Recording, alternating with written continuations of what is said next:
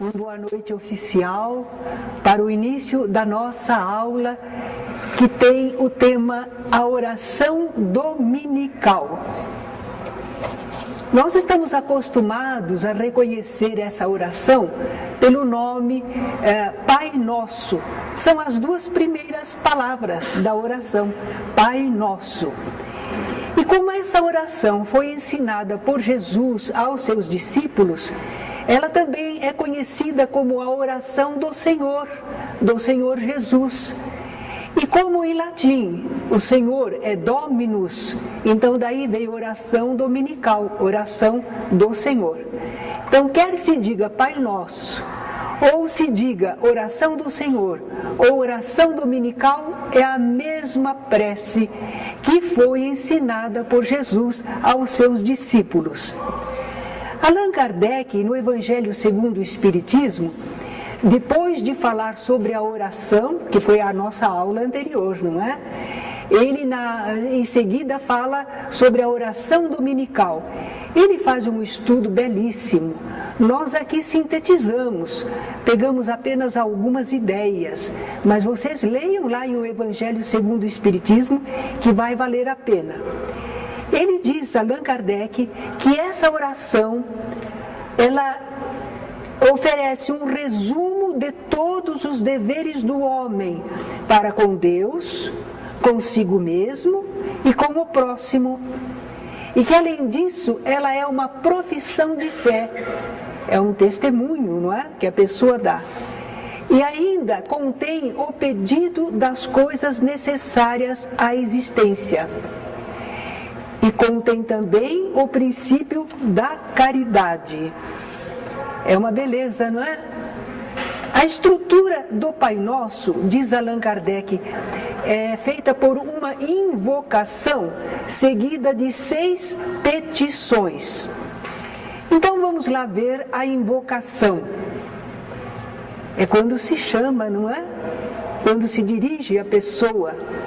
Pai Nosso. Eis aí Jesus começando a oração. Ele está ensinando aos discípulos. Ele ensinou essa oração a pedido de Pedro.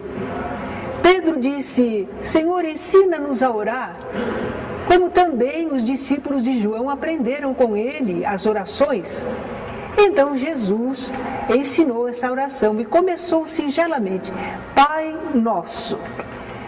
Jesus está nos ensinando a nos dirigirmos a Deus com essa confiança de filho.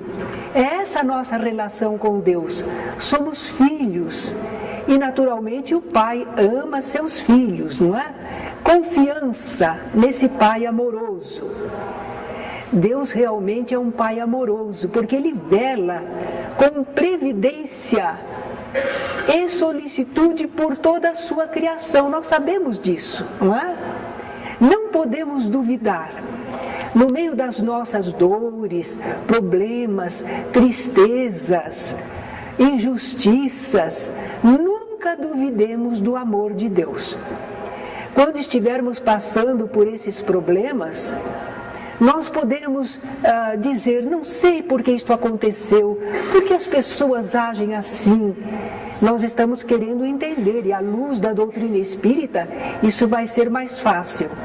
Mas em verdade jamais poderemos blasfemar, que é falar contra Deus, contra a sua lei, sua sabedoria e seu amor. Isso jamais, não é? Pai Nosso. Essa palavrinha já faz com que a gente se sinta não egoísta, mas fraterno. Quando a gente vai orar e fala Pai Nosso, primeiro a nossa confiança em Deus, mas em seguida nós estamos lembrando da fraternidade com todos os filhos de Deus. Então não podemos fazer uma prece egoísta, não cabe, não é? Os outros também são filhos de Deus e têm também necessidades e direitos como nós. Tá?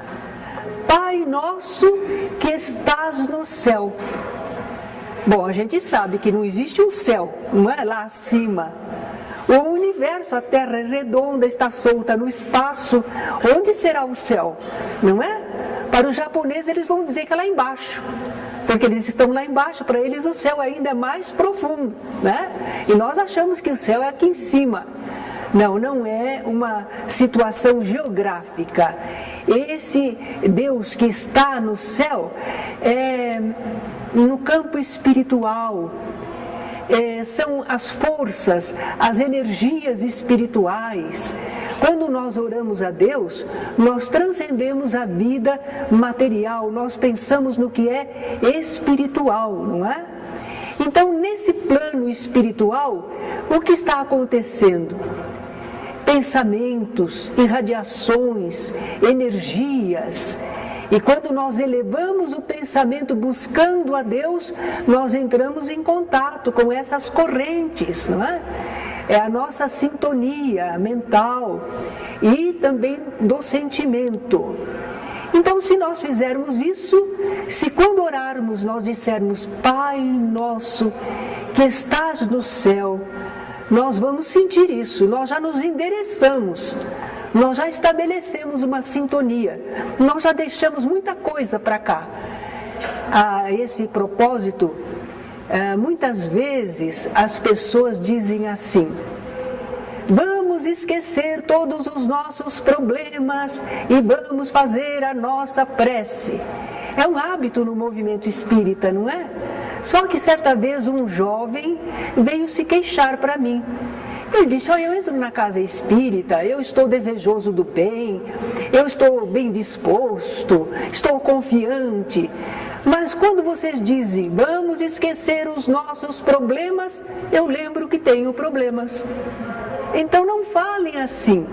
Mas apesar de eu me bater por isso, muitos companheiros ainda agem dessa maneira, não é? Eu aprendi a lição.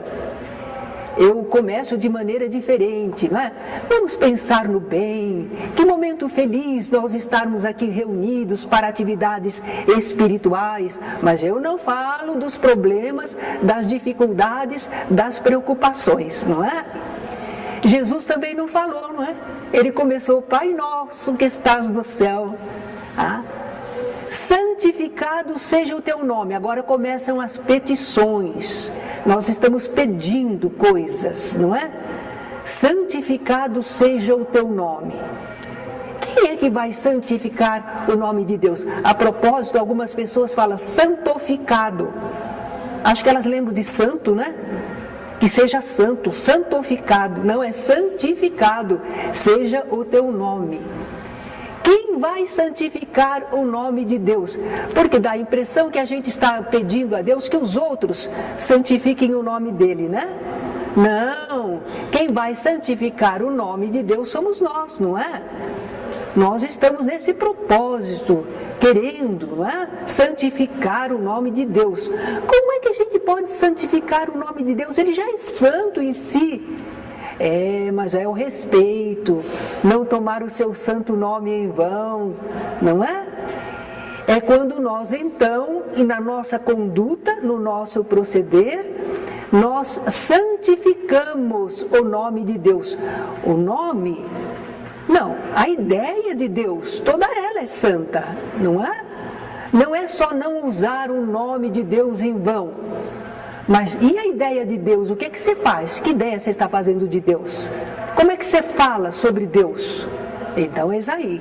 Santificado seja o teu nome. Do Evangelho segundo o Espiritismo, nós lemos o que Kardec escreveu. Cego é o que não o reconhece nas suas obras. Orgulhoso, aquele que não o glorifica. E ingrato o que não lhe rende graças. Talvez que alguém diga, eu não sei por que eu devo agradecer a Deus, a minha vida está um problema só, tantas lutas, tantas dificuldades, tantas angústias, tantas injustiças, e eu tenho de agradecer a Deus. Confesso que eu também sentia certa dificuldade de aceitar a ideia. Mas quando a gente vai progredindo no conhecimento da vida, das leis da vida, por que a gente encarna, por que a gente tem que passar por dificuldades, por que a gente enfrenta certas expiações, qual o propósito disso tudo. Quando a gente começa a entender, a gente não gosta muito ainda, mas a gente tem que dizer graças a Deus. Todas as lutas, todas as dificuldades, no fundo, servem para o nosso aprimoramento e nossa libertação espiritual, nosso crescimento para Deus. Então só podemos agradecer, não só pelas coisas boas, agradáveis, felizes, mas até pelas dificuldades. Não é muito fácil para nós, mas estamos começando a ter a ideia. Porque tudo começa por aí, não é? Pelo entendimento. Algum dia nós seremos capazes de dar graças a Deus de coração mesmo, apesar de uma luta, de uma dificuldade. Por enquanto, a gente vai se orientando pelo pensamento, pela compreensão, não é? Santificado seja o teu nome, venha a nós o teu reino. Antigamente a gente pensava que havia mesmo um reino geográfico, não é? Que a gente iria para lá. A gente tinha certeza. Havia aquelas representações, os portões do céu, como é que era a vida lá por dentro, não é? E eram felizes aqueles que conseguiam entrar no céu. São Pedro era o porteiro, o dono das chaves do portão do céu. Então a gente pensava assim, que o reino de Deus era um lugar. Mas agora nós estamos entendendo que é tudo no universo que está obedecendo a leis de Deus, mas principalmente em relação à vivência espiritual.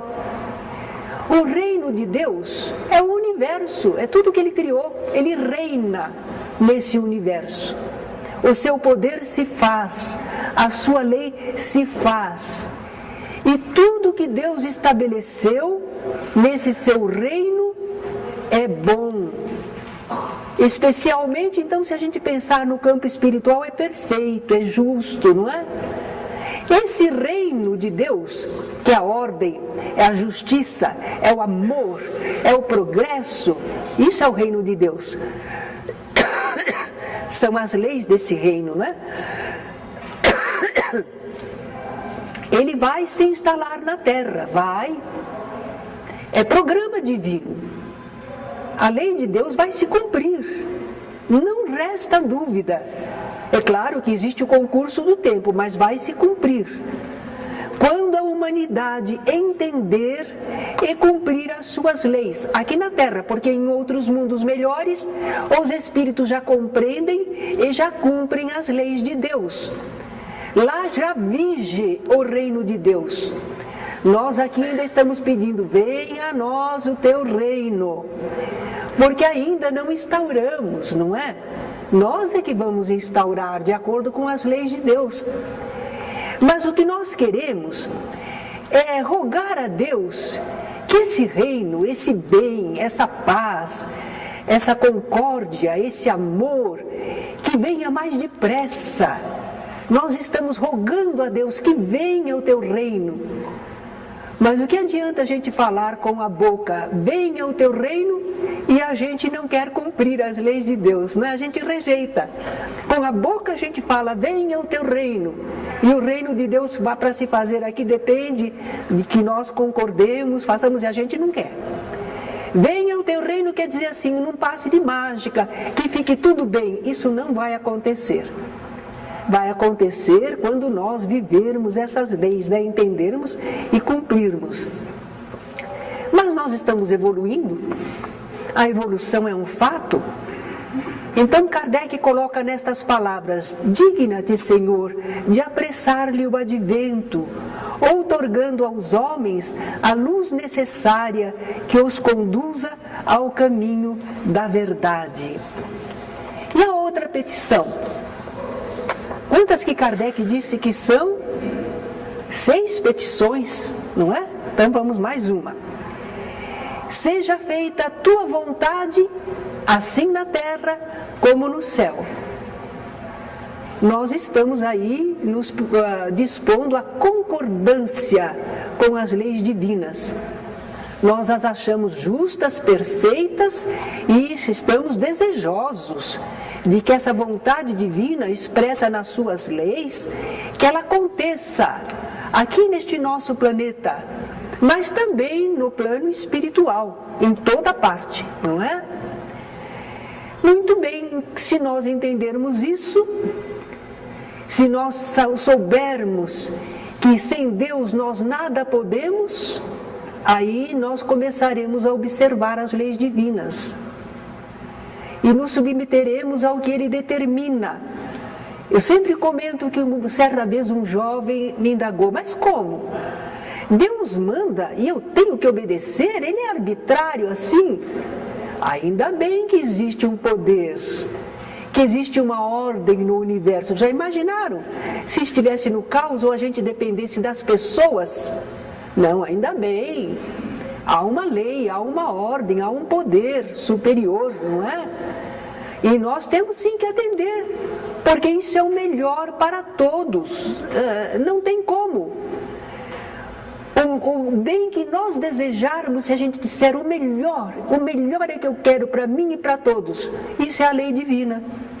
Então seja feita a tua vontade, assim na terra como no céu, não é?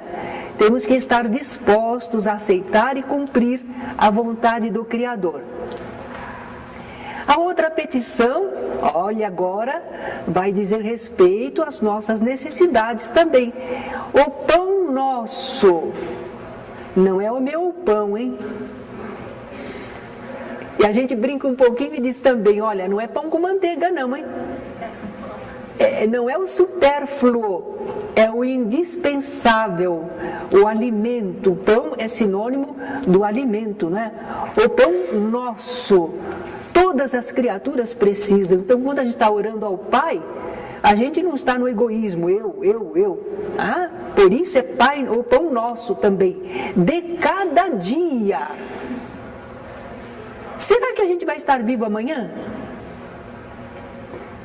Tem gente que pede o pão de um mês, de um ano. Ah? Não, o pão nosso de cada dia. Dai-nos hoje, né? Então Deus nos proporciona esse alimento. Proporciona, se eu não trabalhar, não tenho. Mas como é que você pode trabalhar se você não tiver força, não tiver saúde, se não houver terra para plantar, se não houver os minérios para você extrair? Quer dizer que você age, mas Deus já previu tudo para que você pudesse ter o sustento, todos nós. O que nós estamos pedindo é que Deus, na sua sabedoria e bondade, não deixe faltar esses recursos. Vocês já imaginaram se de repente a terra perder o poder de reproduzir a semente? Se as sementes não tiverem vida, não conseguirem se abrir e produzir uma planta? Já imaginaram? Mas tudo isso obedece à lei divina. E a gente está pedindo aqui que não deixe faltar, não é que continue. Nós reconhecemos que estamos recebendo o pão e rogamos a Deus que não deixe faltar. Sim, nós temos que fazer a nossa parte, o trabalho nosso. Nós vamos então tirar do universo o que for necessário. E nós aí estamos pedindo também que não falte para nós a saúde, as condições para o trabalho digno, não é? Para podermos sobreviver. Mas, disse Jesus, respondendo ao tentador, nem só de pão vive o homem. Então, quando a gente está pedindo o pão, não é só o pão material, é o alimento espiritual. Às vezes nos falta essa força, essa coragem, essa esperança, esse alimento espiritual. Às vezes a gente está bem alimentado materialmente, mas nós estamos carentes de fluidos, desanimados, estamos moles, sem vida. Então nós estamos carentes de alguma coisa, né? Então que Deus nos conceda esse sustento espiritual também. E os meios de trabalharmos espiritualmente para obtermos o nosso progresso intelectual e moral. Assim como nós trabalhamos na parte material, nós também temos que trabalhar na parte espiritual, exercitar as forças da nossa alma, o nosso entendimento, a nossa capacidade de vibrar, de nos doarmos para com o semelhante, não é?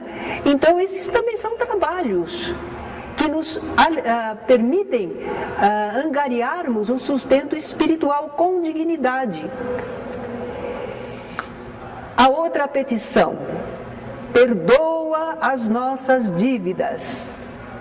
Alguns traduzem, estão colocando modernamente ofensas, não é? Mas a palavra melhor era dívidas mesmo. As nossas dívidas. Para quem que a gente deve? A gente deve para as pessoas, a gente deve para a natureza. Quando a gente fala pessoas, é espíritos, né, encarnados ou não. A gente deve perante a lei divina, porque a gente recebeu tanto de Deus. E o que é que a gente produziu com tudo aquilo que recebeu? Tem uma poesia muito linda que termina dizendo assim: o que fizeste na tua peregrinação? E o amado Nervo, se não me engano, tem aquela, eu nunca sei se é de Gabriela Mistral ou Amado Nervo, que pergunta: o que fizeste hoje? No que serviste hoje? Deus é o servidor em tudo. E nós, seus filhos, em que servimos, não é? Fica a pergunta. Então que Deus perdoe as nossas dívidas. Nós reconhecemos que não somos perfeitos, e nem isso seja motivo de complexo de culpa. Não vamos ficar nos acusando. Nós estamos ainda em evolução, em desenvolvimento. É natural que a gente erre, que a gente não produza o melhor ainda. Tudo bem, compreendemos isso. E reconhecemos que estamos em débito diante da bondade de Deus, do que Ele nos concedeu. Então, que Deus perdoe as nossas dívidas, as nossas falhas, as nossas transgressões, o mal que ainda fazemos. Como é que dizia o apóstolo Paulo? Homem infeliz que sou, o bem que quero eu não faço, e o mal que eu não quero eu ainda faço. E a gente começa a entender, mas ainda não é capaz de realizar constantemente. Então a gente pede que perdoe as nossas dívidas. Mas olha como Jesus colocou sabiamente: como perdoamos aos nossos devedores. E não podemos ter duas medidas, é uma medida só. Se nós estamos pedindo misericórdia, compreensão, tolerância, perdoa, nós temos que usar a mesma medida para com os outros. Porque as pessoas também são imperfeitas, falhas, ainda não se desenvolveram. Elas precisam de tolerância, de nova oportunidade, não é? Isso não impede que a gente estabeleça algumas seguranças para a sociedade, para que algumas pessoas não transgridam totalmente as leis e prejudiquem a todos e a ela mesma. Claro, mas não que a gente feche a porta e que nunca mais dá oportunidade. Houve um curso nosso aqui de expositores, todo ano nós fazemos, né? Preparando os companheiros que já estão no 3º ano, no 4º, né?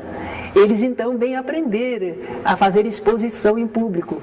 E houve um tema, o perdão, muito interessante, as colocações que os companheiros fizeram, não é? Como perdoar, quantas vezes perdoar. Jesus ensinou a Pedro, não é? Pedro perguntou: Senhor, até quantas vezes pecará o meu irmão contra mim que eu o perdoarei? 7 vezes? Jesus disse 70 vezes 7 vezes. Não é para contar, quer dizer sempre que for preciso. O perdoar não quer dizer que não se controle ações erradas.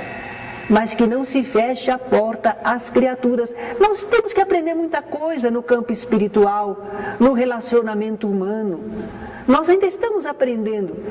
Nós temos que combater o mal, o pecado, entre aspas, mas não o pecador. A pessoa que erra precisa de amparo para se recuperar. Agora, nós não devemos ser coniventes com o erro, mas não devemos ser cruéis para com a pessoa que errou, né? Aqui também Kardec coloca uma observação interessante, que a morte não nos surpreenda, guardando nós no coração desejos de vingança. Isso já muitos povos dizem, né? Que a gente não deve deitar sobre a nossa ira. Devemos perdoar. Mas por quê? Por quê?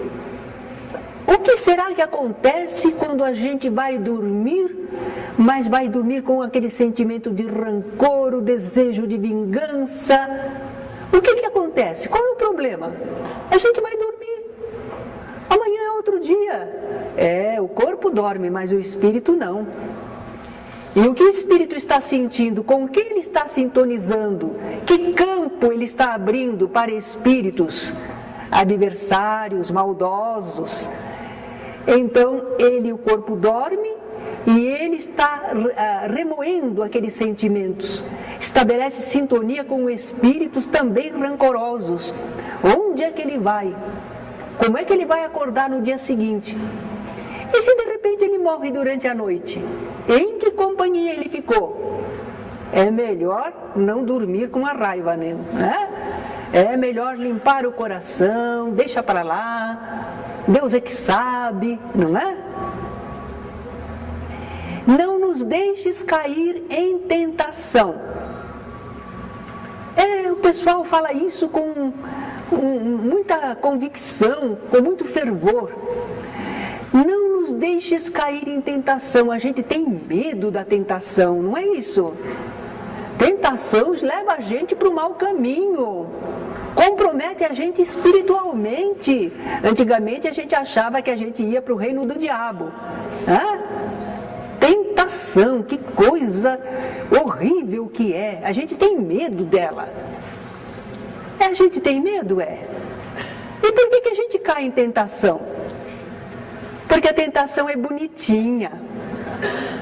A tentação nunca vem com cara feia. Ela vem como se fosse uma coisa boa, agradável, lucrativa, sem trabalho. Ela vem como se fosse uma coisa assim, olha, isto é um prazer e não vai ter consequência nenhuma. É assim que ela vem. E a gente é muito ignorante, né? A gente é bobo, a gente é ignorante. A gente não é capaz de perceber onde aquilo vai. A gente só vê o prazer do momento, o lucro do momento. E aí que a gente cai na tentação. A gente cai no erro. E o problema da tentação é quando chega nas consequências. Começa tudo bonito, mas quando chega nas consequências, aqui que a gente diz, o que eu fiz? Por quê? Não é que eu entrei por esse caminho. Mas essas situações que parecem nos instigar a agir de modo inferior, que parece algo agradável, lucro fácil, sem responsabilidade, por que elas são assim? É a nossa ignorância que faz pensar que são atrativas, belas, sem responsabilidade. Como é que a gente diz aquele ditado popular? Macaco velho não põe a mão em combuca. A experiência ensinou para ele. Porque eu vi um filme documentário, como é que uns homens conseguiam encontrar água em regiões áridas, mas que os macacos sabiam onde tinha, mas não contavam. Então o que acontecia?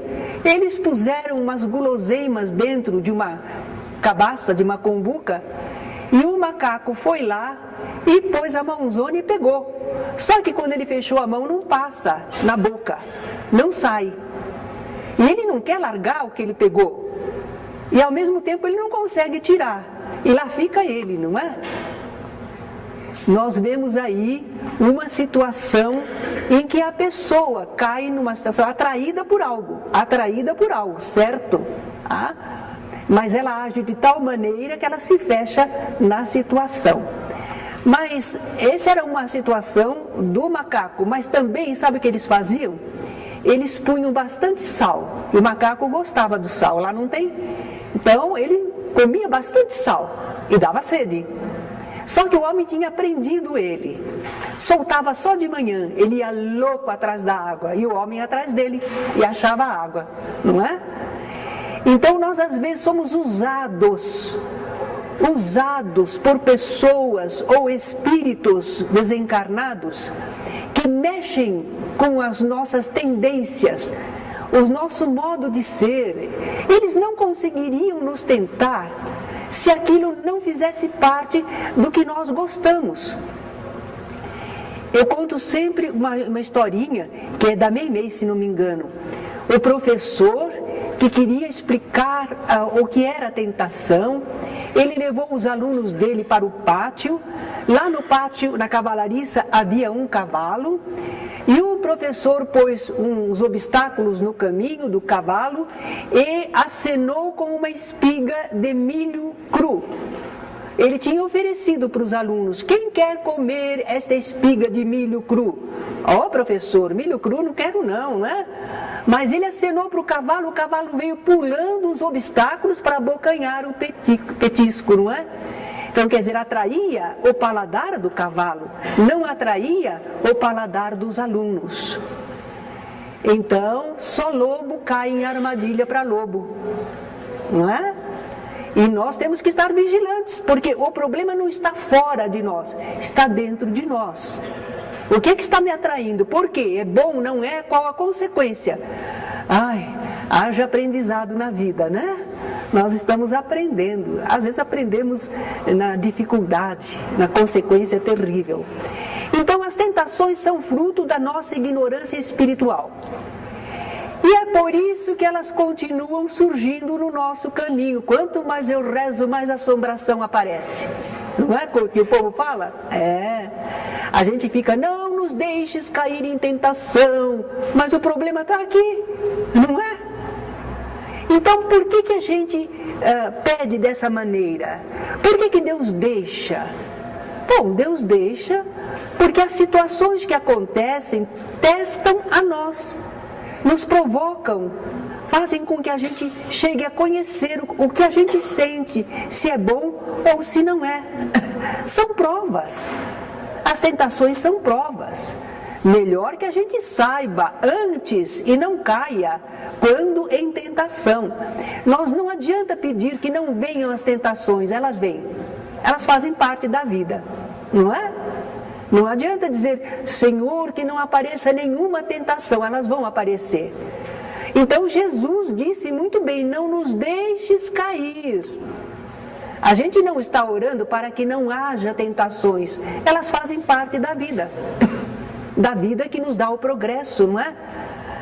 Mas nós pedimos que a gente não caia quando vier a tentação, que a gente não ceda, que a gente saiba resistir, que a gente seja prudente, não é?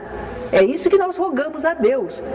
Esse não nos deixes cair em tentação é o pedido para que nos ajude a perceber, a entender e não entrar naquele caminho. Mas livra-nos do mal. Agora, se precisarmos enfrentar as lutas, que Deus nos dê força para resistirmos e superá-las. Porque aí nós vamos nos aperfeiçoando e nos libertando das tendências más. Finalmente, tem aquele trechinho: porque teu é o reino, o poder e a glória para todos sempre. Amém. Tem isso. Jesus ensinou isso? Não foi Jesus que ensinou, não. Jesus, a oração acaba ali: livra-nos do mal. E então, como é que tem isso? Houve uma ocasião que eu pensei que não sabia, então precisava acrescentar. E eu comecei a orar o Pai Nosso com esse trechinho.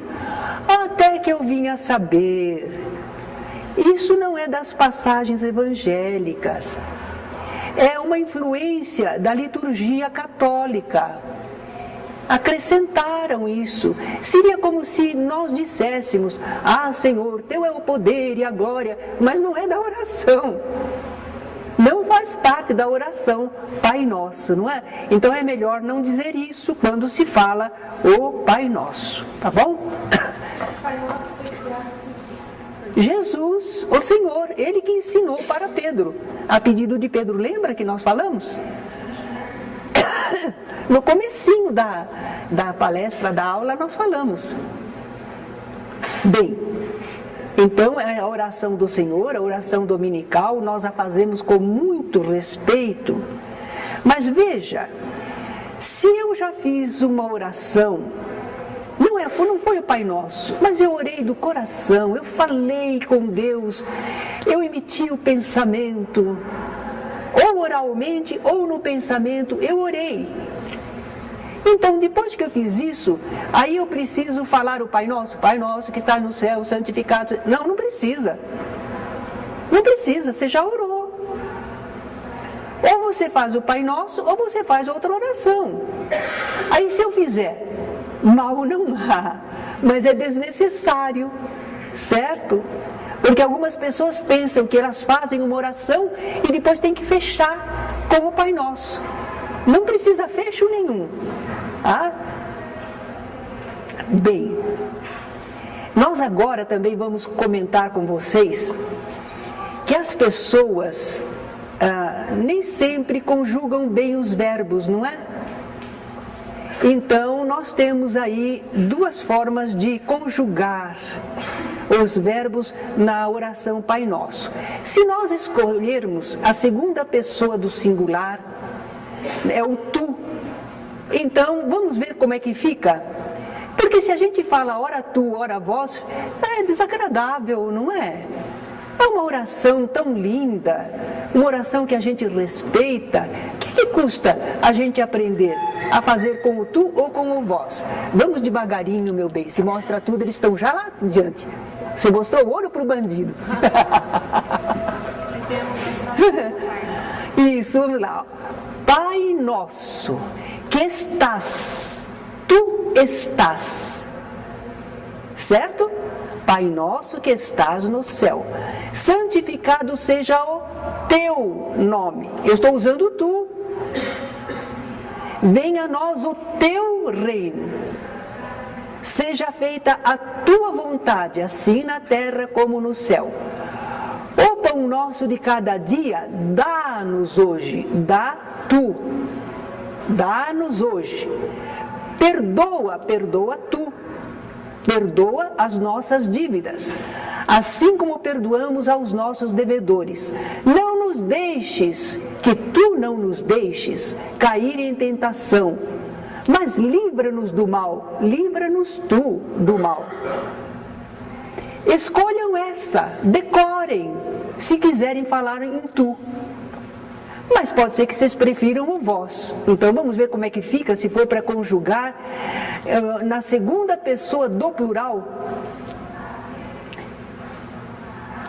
Algumas pessoas às vezes já esqueceram, né? Eu, tu, ele. É do singular. Nós, vós, eles. É do plural. Então vamos lá no vós, segunda pessoa do plural. Pai nosso que estais. Olha lá o izinho. Estais no céu, santificado seja o vosso nome, venha a nós o vosso reino, seja feita a vossa vontade, assim na terra como no céu. O pão nosso de cada dia dai-nos hoje, perdoai as nossas dívidas, assim como perdoamos aos nossos devedores. Não nos deixeis cair em tentação, mas livrai-nos do mal. É só vocês escolherem uma forma ou outra e memorizarem Aí quando vocês fizerem a prece, vocês já estão acostumados, aí não mistura uma coisa com outra, não é tão desagradável. Parece até um desrespeito, né? Pela oração do Senhor. Sim.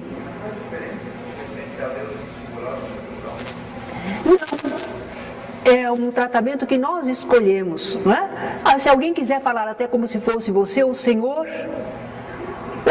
quer fazer isso para mim, mas então, parece mais respeitoso. Assim. Sim, essas duas formas são as mais tradicionais, ou tu ou vós.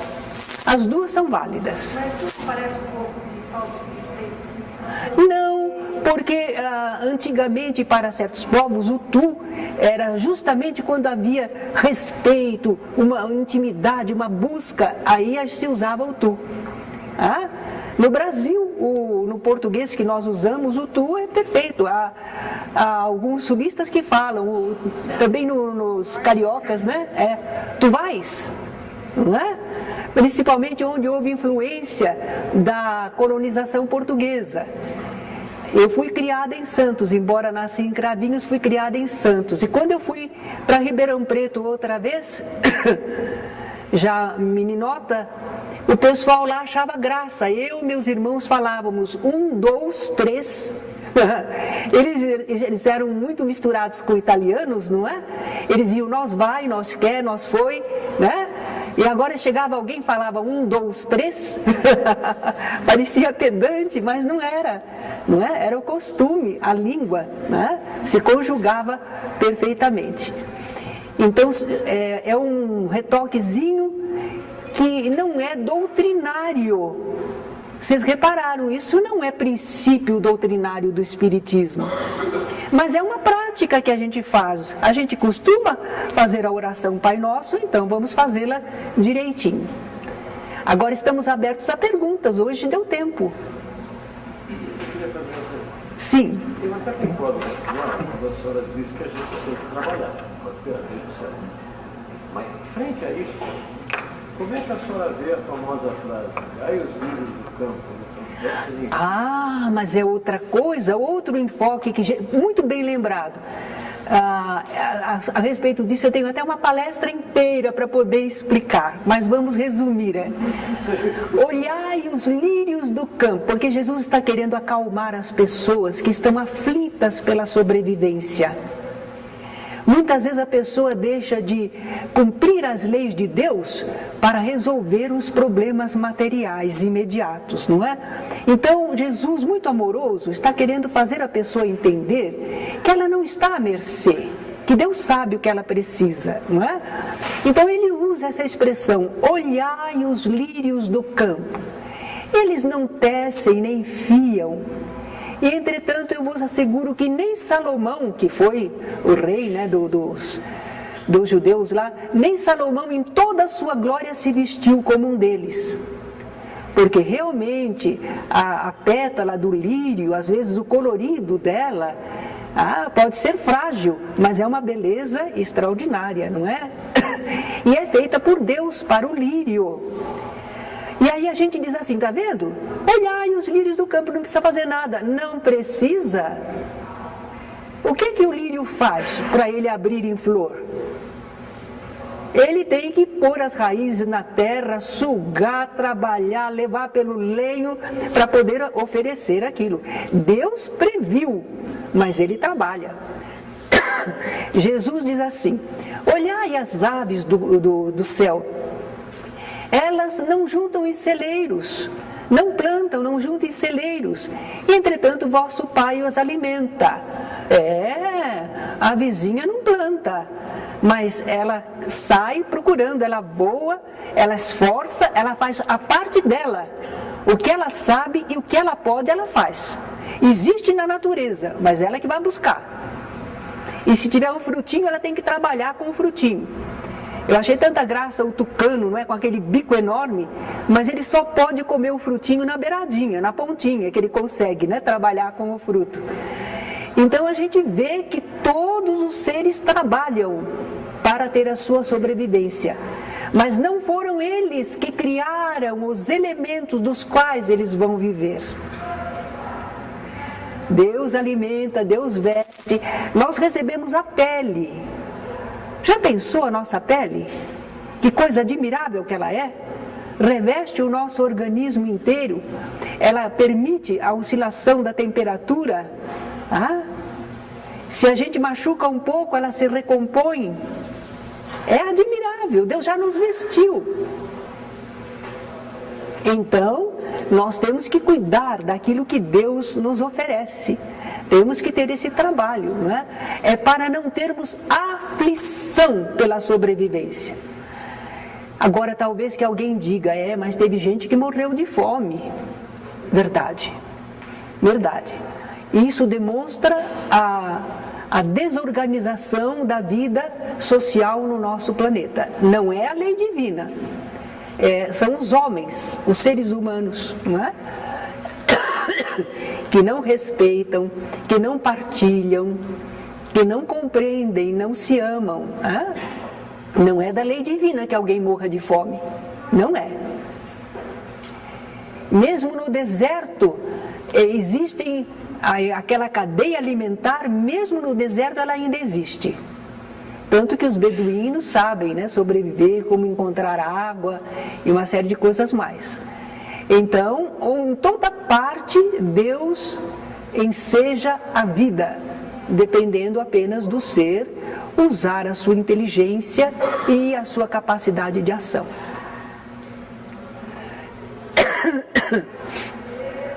Mais alguma perguntinha? Quem está orando à noite, pelo menos? Quem está? Que bom! No Velho Testamento, a gente lê a história do povo judeu que orava, pedindo a vinda do Messias, pedindo a misericórdia de Deus para o seu povo. Nós também podemos orar pelo nosso Brasil. A oração de tantos, porque o Brasil representa este conjunto de pessoas. E se nós orarmos, rogando a Deus, nós estamos movimentando energias que atuam sobre as pessoas, ondas mentais que estão atuando sobre pessoas para o bem no nosso Brasil. Estão atraindo espíritos benévolos que dependem que nós, no nosso livre-arbítrio, queiramos o bem. E estaremos mais inspirados também para como agirmos na nossa vida, né? Então oremos pelo nosso país, sim, porque falar mal a gente já fala, né? Ou a gente falar bem na oração. Assim a gente equilibra um pouquinho, a gente não é perfeito, mas também não fica fazendo só o que é errado, né? Eu agradeço pela atenção.